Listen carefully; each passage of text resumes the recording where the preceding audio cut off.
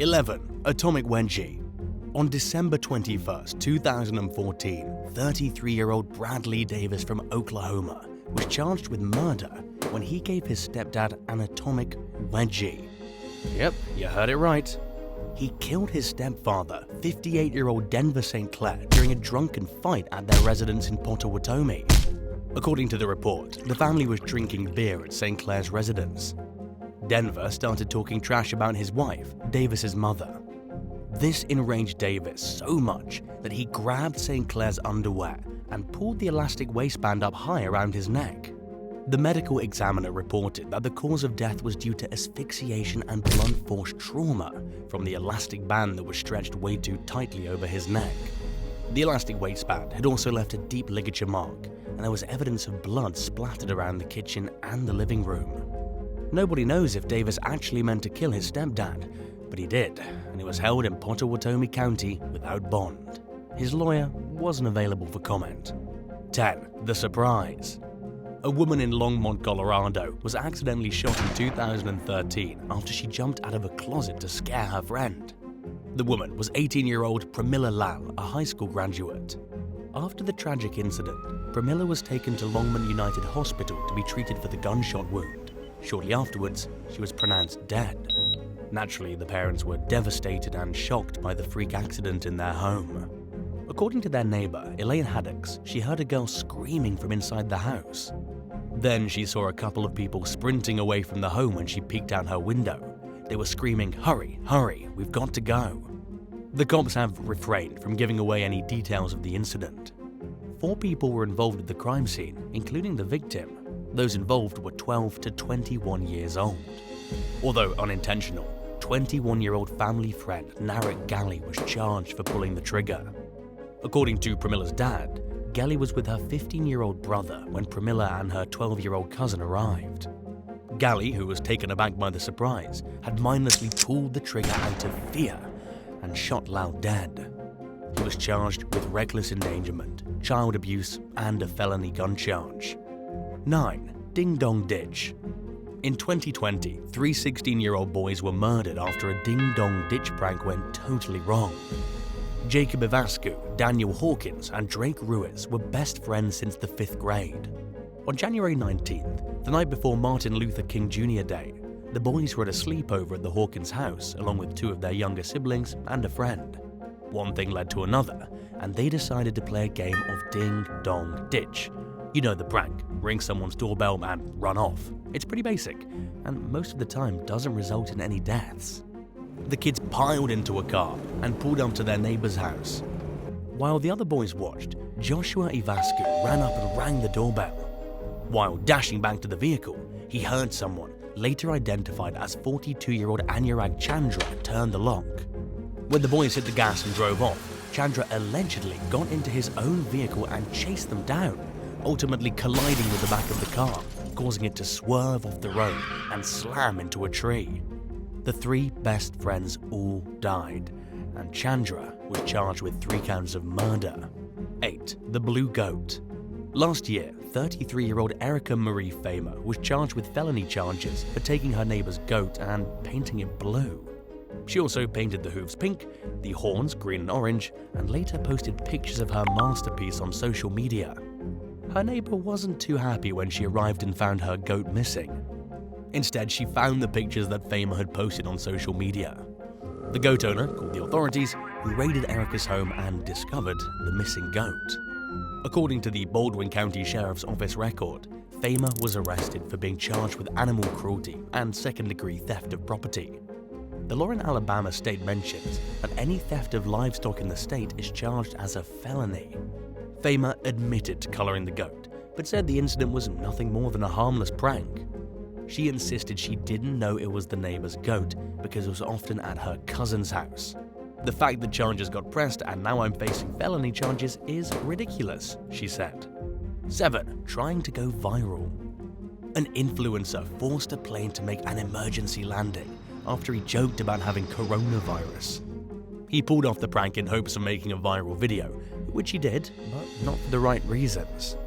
In February 2020, a WestJet Flight 2702 which was flying from Toronto to Montego Bay, Jamaica, had to make a complete U-turn to Pearson International Airport after nearly 2 hours into the flight.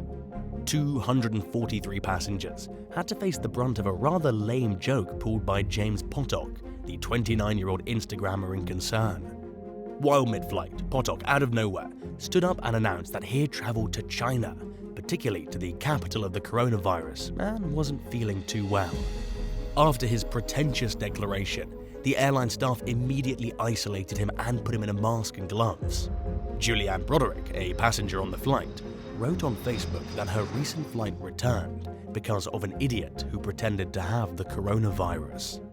The crew of WestJet confirmed that the flight crew had diligently followed the infectious disease protocol out of an abundance of caution, and the flight had to make an emergency landing because of an unruly guest. In a statement, Ontario's Peel Regional Police said that Potok's announcement was shared with the flight crew, and a decision was made to return the flight to Pearson Airport. Upon landing, he was arrested and charged by the local police officials. Potok had to make an appearance in the court of Brampton and faced charges of mischief and breach of recognizance. Potok was later examined medically and was found to be free of COVID symptoms. 6. Sasquatch squashed.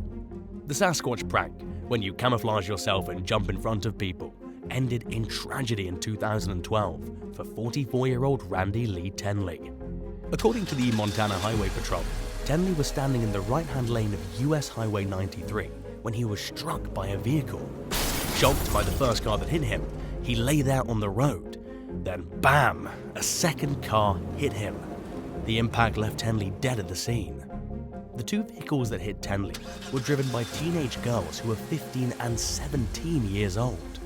At the time of the incident, the police also mentioned that Tenley was wearing a ghillie suit, a full-body camouflage military uniform. The suit's designed to make the person seamlessly blend into their surroundings, not exactly something you want to wear on a busy highway.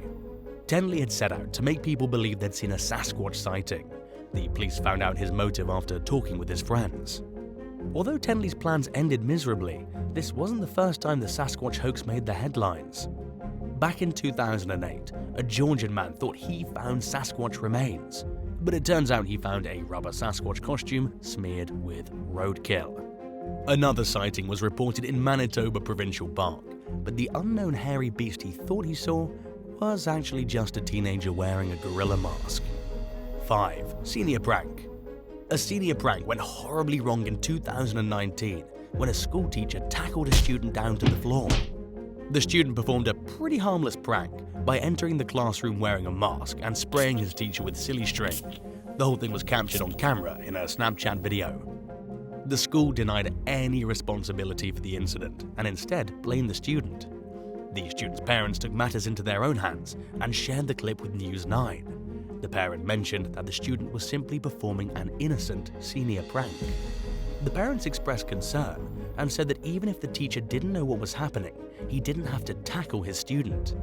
The Middale School District released a statement mentioning that an individual wearing a mask and not wearing a school identification badge attempted to gain entry to a classroom full of students. They further insisted that such threats would be taken seriously. A similar thing happened in McClure High School. A senior prank was taken too far. A smoke bomb went off in the cafeteria.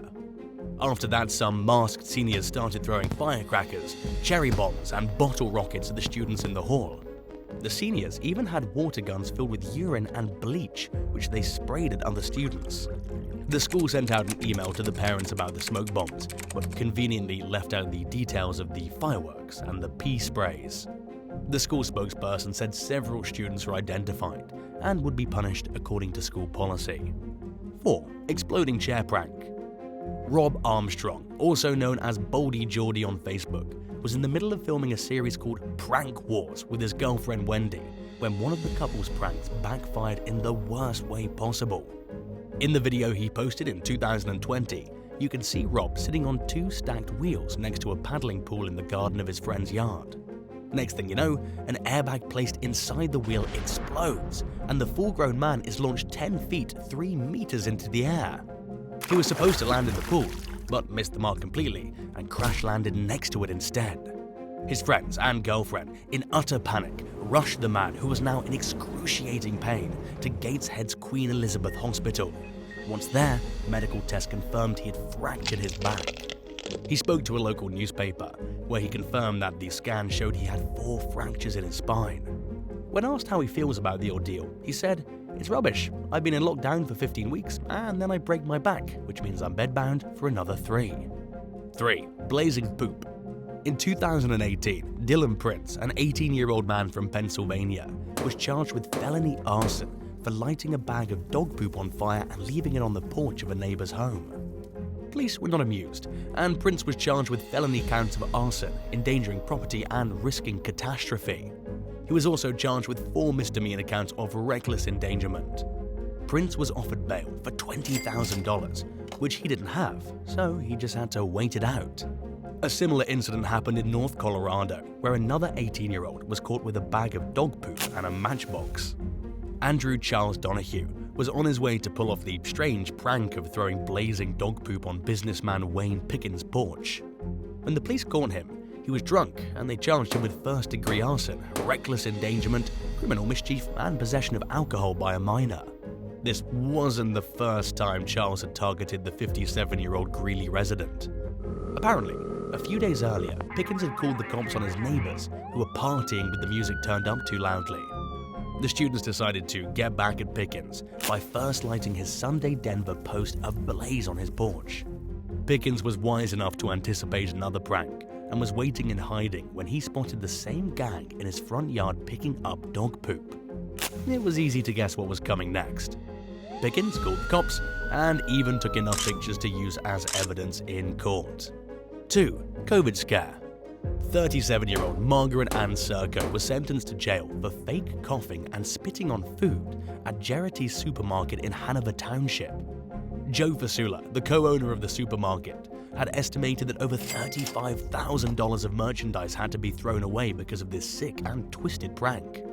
However, people were paranoid about whether this crazed woman really had COVID or not.